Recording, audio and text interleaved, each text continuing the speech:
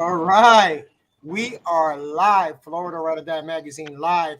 I have Thomas, famous Hollywood director and producer, Thomas Churchill, and I have famous Hollywood actress from Nation's Fire and so many other movies, Krista Grotte. So what's up, guys? I just wanted to bring you on here. I know Krista's my rider. She rides motorcycles. So yeah, in the new motorcycle movie, the Ride or Die motorcycle movie, and you're in the motorcycle movie called Nation's Fire, which Thomas helped direct and produce and all that good stuff. Yeah. All right. So what's going on, guys? What's happening? I mean, what are you guys working on right now? Well, it's a pleasure to be on your show, Antonio. It's always good to be on any show with Krista, who is kind of like my muse, as I always say. We must have done about 15, 20 projects together, her and I. That's the last one we just did is a movie called Devereaux, which is a horror thriller. It's actually streaming now. People can go out and watch it. It stars Tony Todd, Krista Grotte, and Vincent Ward. Before that film, we did a movie called Nation's Fire. I wrote. Okay, so hold on for that. You said Devereaux, right? Where can they catch Devereaux at? They can watch Amazon Prime. It's streaming on every platform that people can find. It's also on DVD and Blu-ray in stores. It's actually a feature film. It's a feature film from Okay, so you know what? I do have a trailer for that. You want? I'm gonna go ahead. I'm gonna go ahead and play it so everybody can see what you're talking about, and then I have the trailers for a bunch of good ones that you guys just made. Oh, how exciting! Play that trailer, man. Check this out.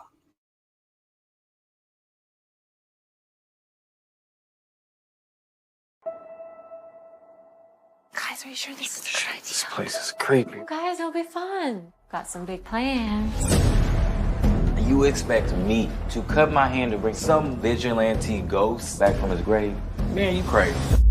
Play the damn game. I saw them die. They were nothing but rag dolls to him. He was relentless. What do you know about Devereaux? The children's ghost story? Most ghost stories have some basis in truth. The Deadly Night happened right out there. Jim Michaels? You rascal! God's name is yours. I'm gonna take your life as payment in full! The witch brought him back from the dead to seek his revenge. Come home, devil. Cursed the bloodline of all involved. Paul's proud of you. My bloodline. Come home to us.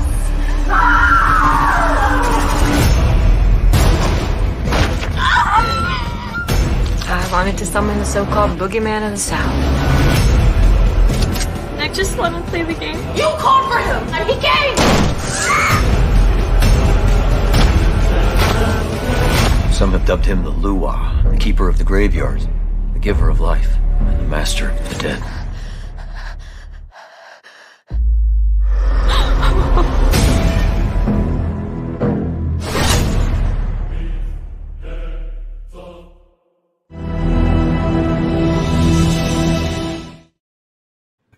One question. I just know, is that the guy from Candyman?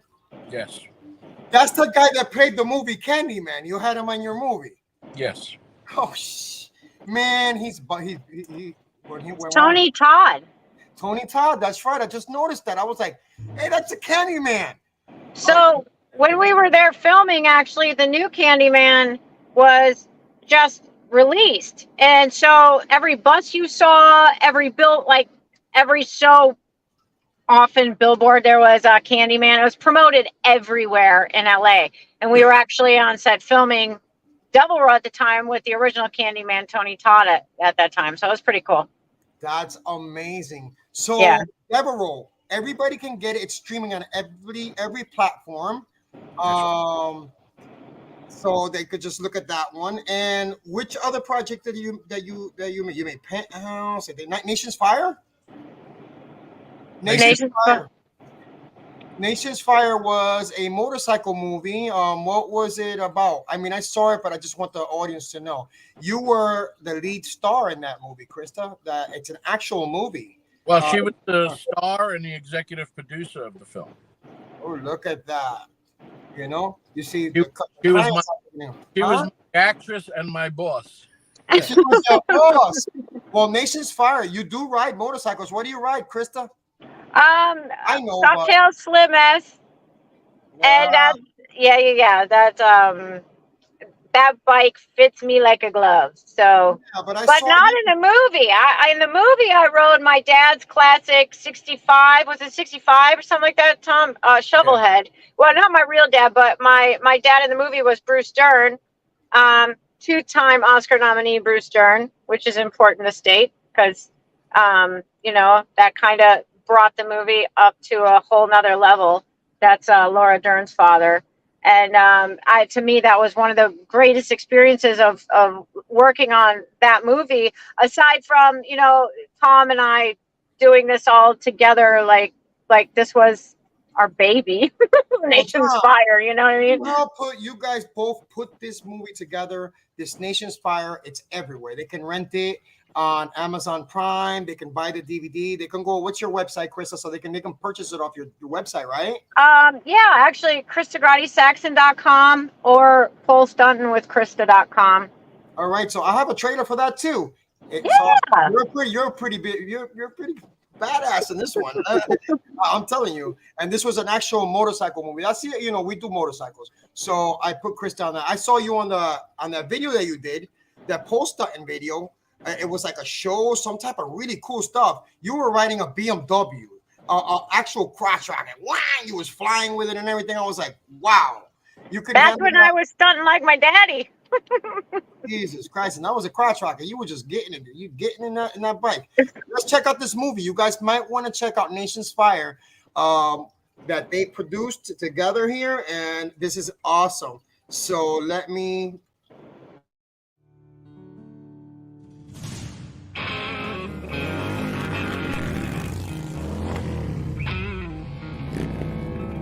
I am Gloria Nation. You skip bail. I'm here to take you in. I wanted to follow my daddy's footsteps, so I started my club, Heaven's Fire. Daddy was my strength. It was Daddy who helped raise Thomas after I was deployed overseas. Thomas, my world, my heart. I want to work with you. This is not a life I want my daughter to be involved in. Too much blood, Mom. Once you cross that line, there is no turning back. I can do this. Tomorrow, you will get your orders. Make sure you come right home after school, okay? What did you do? What did you do? He's at the location. It's being handled. Life is about courage. It takes courage to get back on the bike.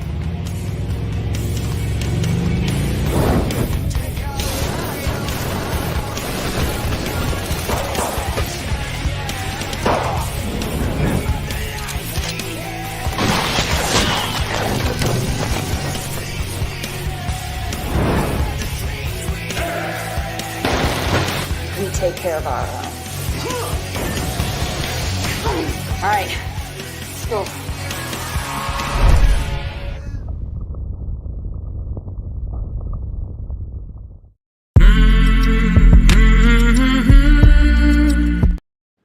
That is awesome. that was a pretty good flick that you did, and you was pretty badass in that. So I mean, you were riding your dad's bike.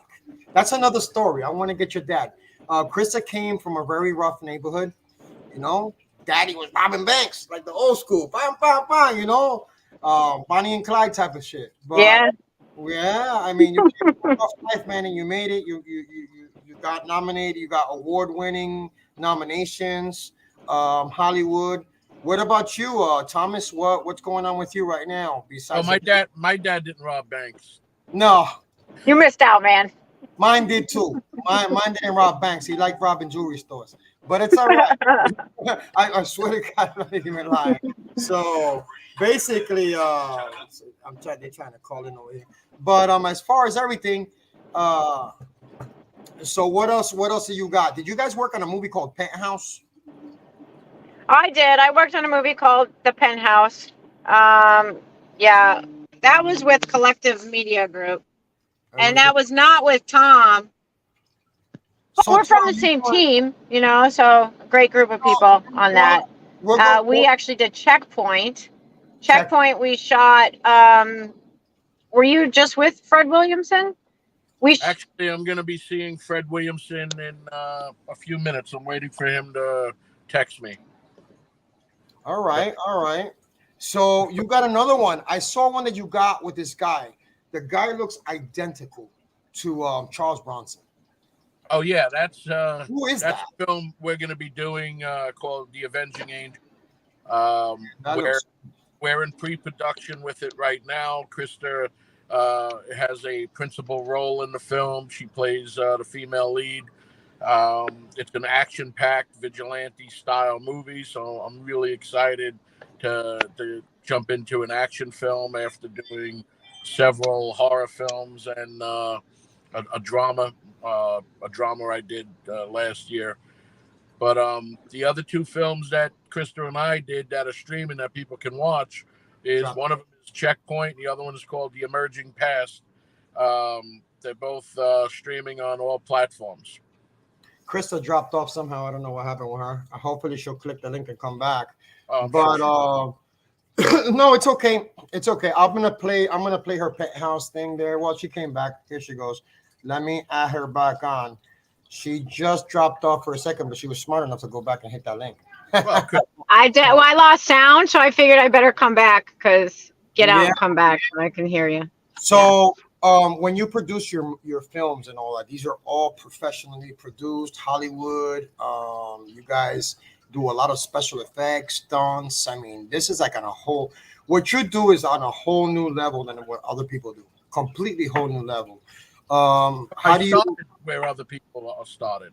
Yeah, of course. I mean, I've done films. I've done independent films.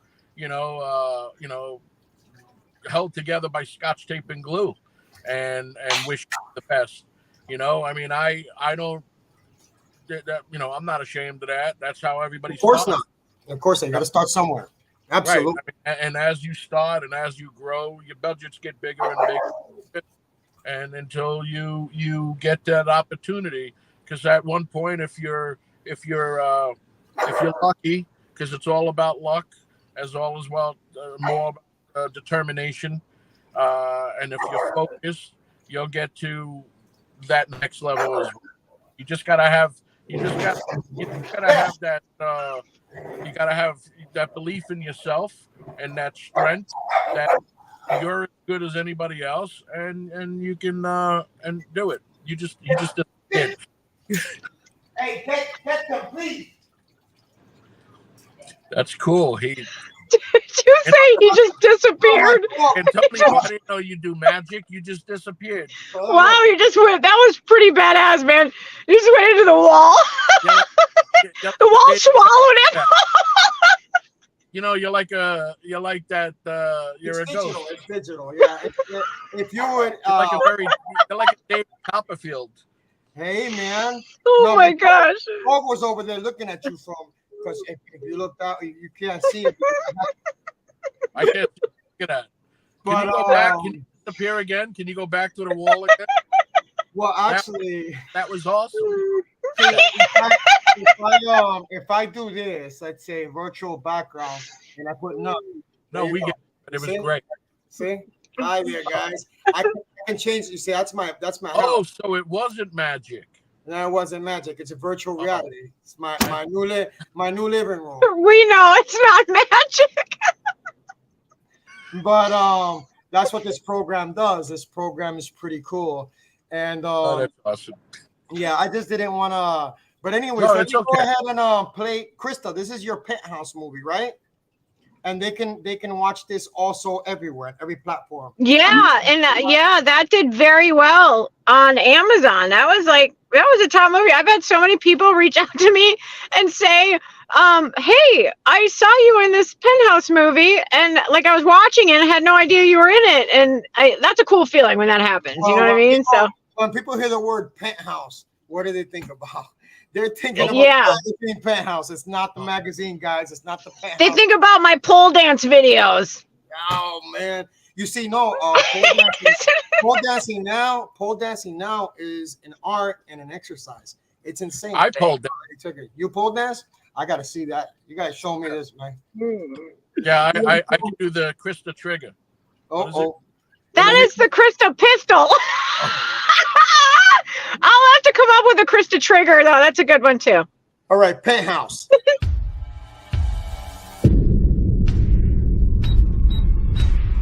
Welcome to Penthouse 1. On top, Peter, this is what we've always wanted. you can see everything. I caught a glimpse of this woman on the boat. She's with some guy. Well, whoever they were, they're fighting now. But the more you see, I told you I don't want you leaving the boat by yourself. What am I supposed to do? I'm locked on this boat all day alone. the darker it gets.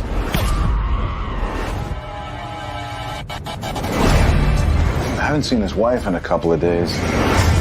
I think he killed the woman he's with. You got no video. You got no proof. You got nothing. You must have a hell of a view from up there. What did you actually see?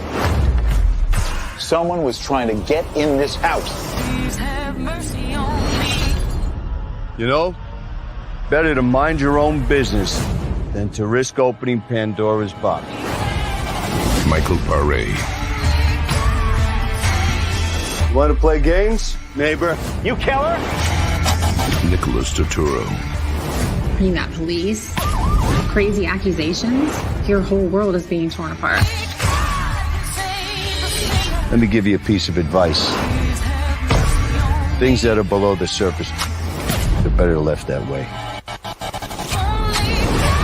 The Penthouse. God have mercy on me.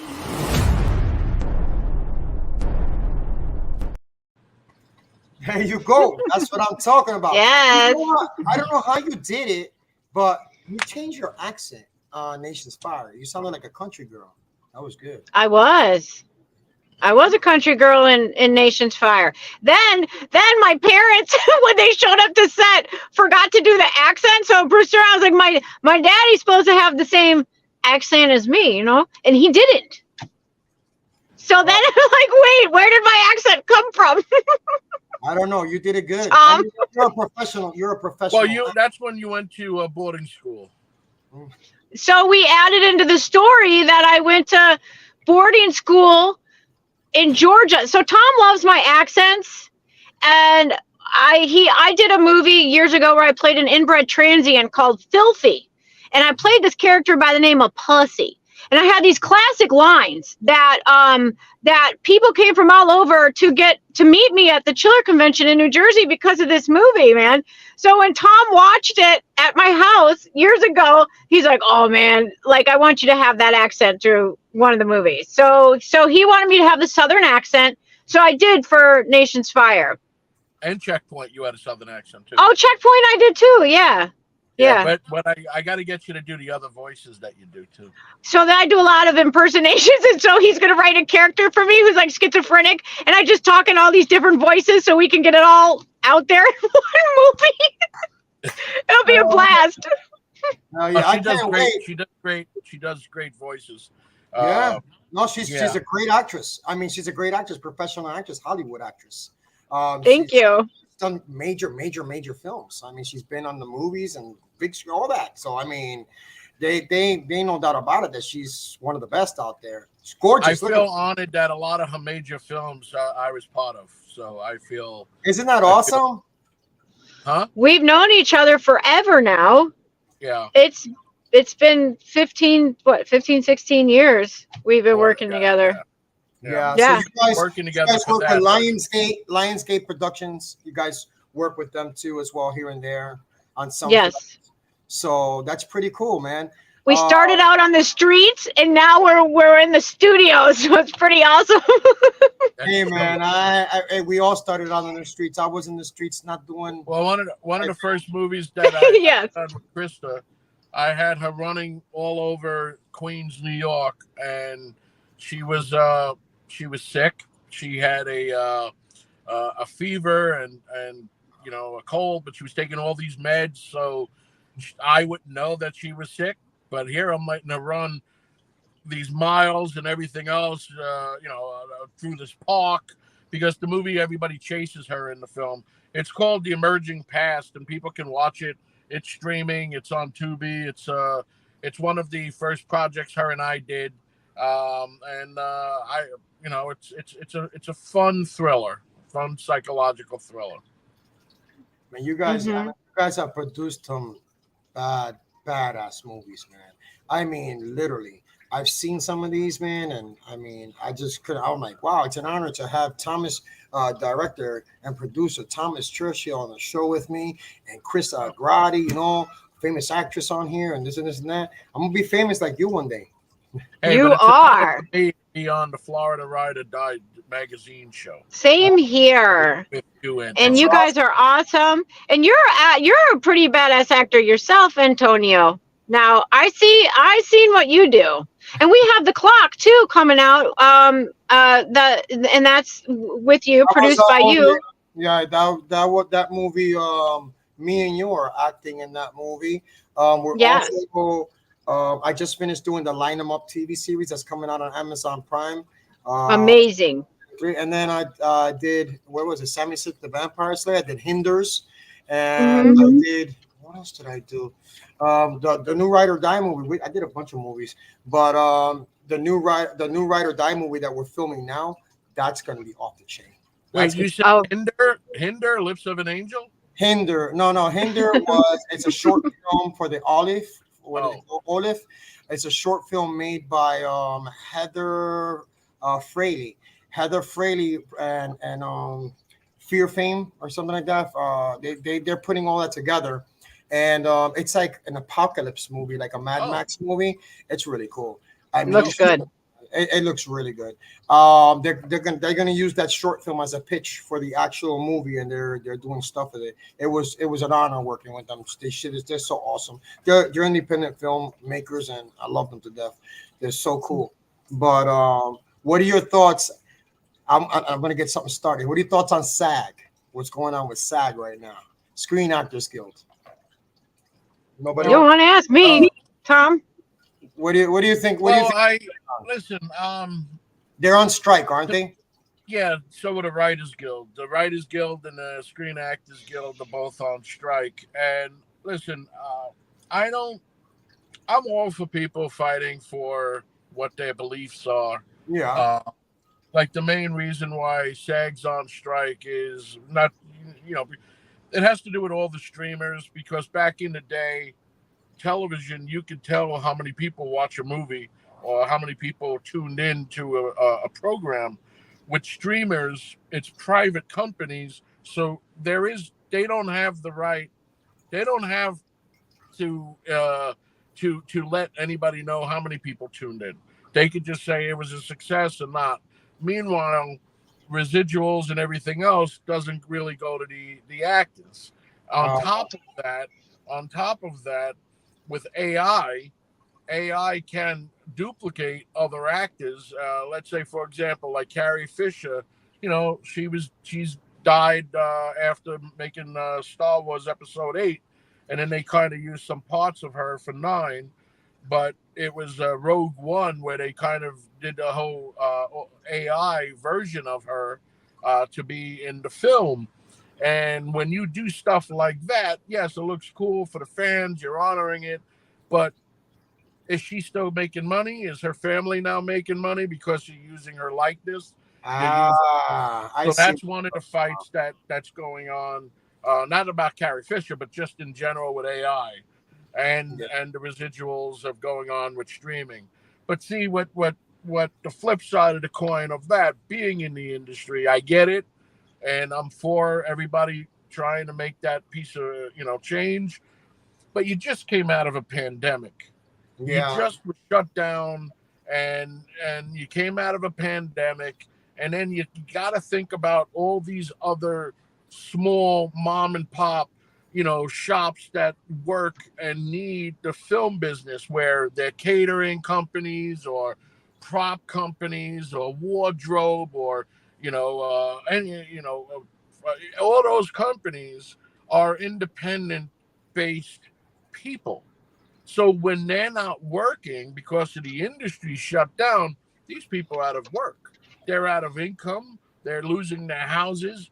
And the stars and everybody else, they're not really looking at that. They're looking at what's in their pocket. And the studios are same way. But you're going to be putting a lot of these people out of business. And it's a little sad. I listen, I'm not saying don't strike, but they could have was smarter about striking. Do it a smarter way, yeah. You can't. You piggybacked on top of the Writers Guild, so now you got 2 unions out striking. Hey, if I could speak on this from an investor point of view, an executive producer's point of view, and a business point of view.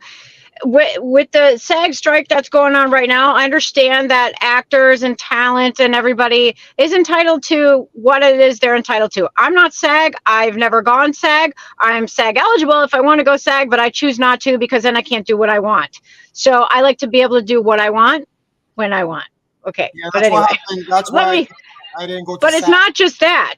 It's not just that. They don't have an understanding. Actors aren't aware of how much advantage SAG takes. They're the mafia in their own right. Okay, how much advantage they take of a budget. When you go with a SAG production, we have to provide jobs for everybody that they want us to provide a job for. So say if we're going to have cockroaches on set, we need to have a roach handler, pay them $1,000 a day just so that we can provide more jobs. But then at the top of the food chain, you got the executive producers who have to raise all this money to provide all these jobs that are unnecessary on this film or production and show.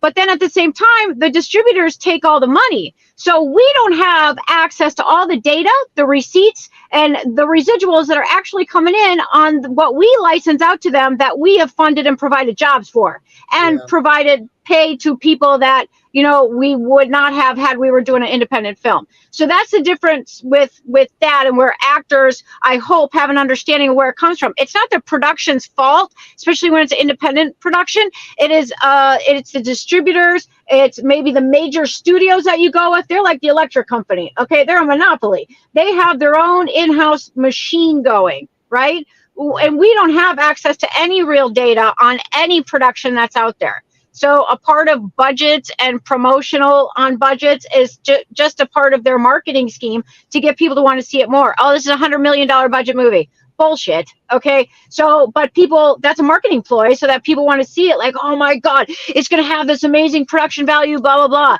So everything you see and hear, you got to take that with a grain of salt and understand that as much as we try to, executive producers or film owners, production owners, producers like you also, Tom, you provide these jobs and opportunities to people because we want to see them work. We want the industry to thrive and grow, but then we still get slapped in the face for doing the best that we can to be a part of providing. You understand? Yeah, and SAG's still coming after me for money from Nation's Fire when I'm like, you need to go after the distributor that totally, robbed us blind. And so that is where it's like, what do you want me to do? Just send you money anyway, bro? What's up? So these people will call and call.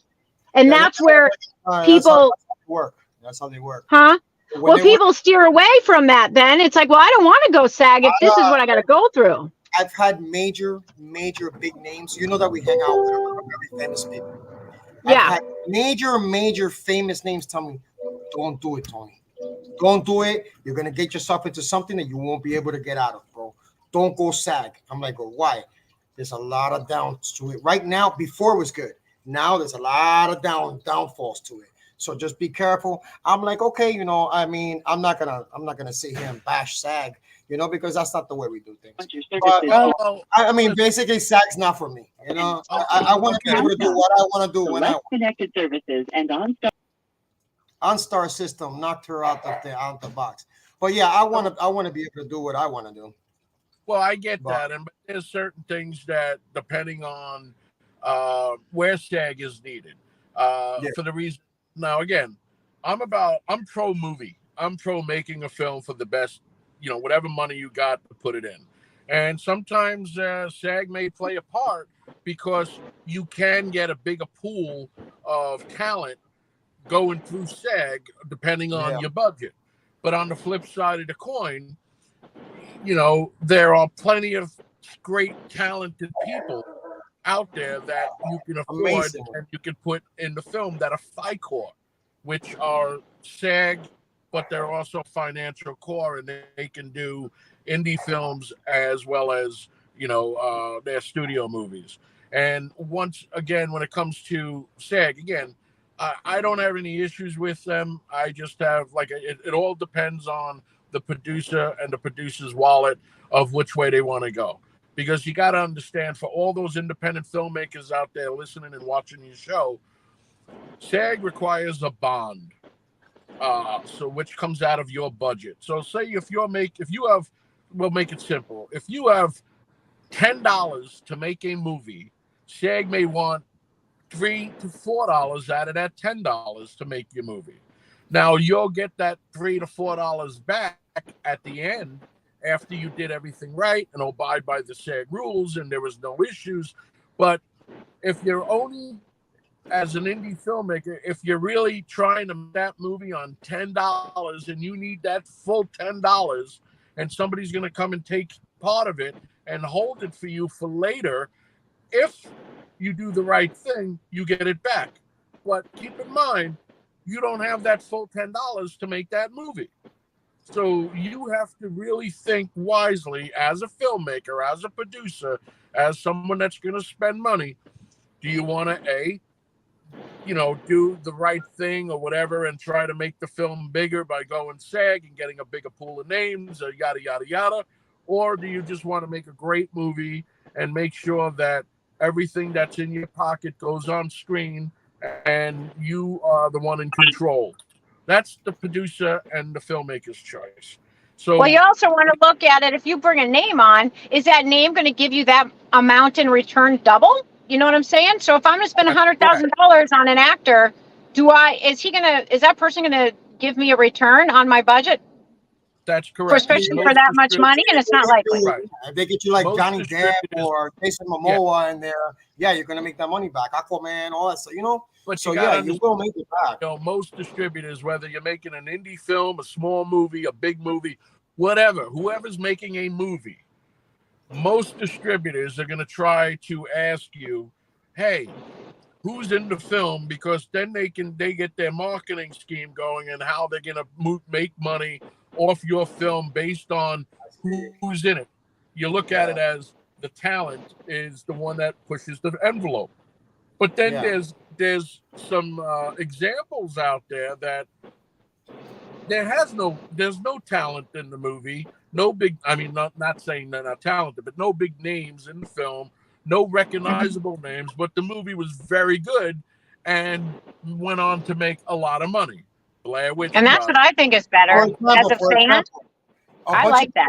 A bunch of kids with a phone and a camera made a movie called The Blair Witch Project. Remember that? Well, it wasn't it was but there's a lot of little things to it. The movie that is used on every pitch deck in America for everybody who's seeking funding. So they put Blair Witch in the pitch deck. And, who knows what's all behind that and what they actually made on it. I'm sure that the distributor kept that residual of several million. Because that's what they do. What made the Blair Witch make money? First of all, it was a $35,000 movie. What made them make money was their marketing. Their marketing, don't forget, this is before social media. And Marketing's everything. This is before everything. So their marketing was like, this really happened. It was based on a true story, but not once did they ever say based on a true story. The way the marketing was, you automatically thought, oh my God, somebody found these people's camera and something happened to these people. So that was genius back then. And they went on to make on paper, it's about $100 million to date, maybe more that the movie made, but not the filmmakers. The filmmakers, right? They each got I think it was $1 million, and some sort of distributing deal. They were part of Blair Witch Project 2 that they had nothing to do with. They just got paid. But it all has to do again with who you know. Who you know that you can get a project to. That's what it comes down to. All right. So basically, let's what's her name should connect back on here. She keeps dropping off. The connection's pretty good, but yeah. So what we're gonna do is we're gonna go ahead and do you have a website, Tom, that they can go look at, or social media or anything that you want to give these people on here? Yes. I have churchhillproductions.com. But if somebody puts my name in Google, Thomas J. Churchill, everything comes up. They can go to whatever their favorite social media page is. I also have a brand new show that I'd like to mention called Church's Hollywood Moments. We just launched it on YouTube, but people can go to churcheshollywoodmoments.com and find out about the project. It's kind of a variety interview show. People, they can reach out to me and check it out. churcheshollywoodmoments.com. It's really good. Oh, thank you very much. Look at that. Yeah. See that? Oh, that's Krista. That was our photo shoot. That was our photo shoot for the Rider with the Bugatti. Yeah, the Bugatti. Is that the movie poster? Yeah. That's just a photo shoot we took because of the new movie that we're gonna be in, me and Krista. And it's going to be, I mean, this movie, if you read the script, you'd be like, oh, wow.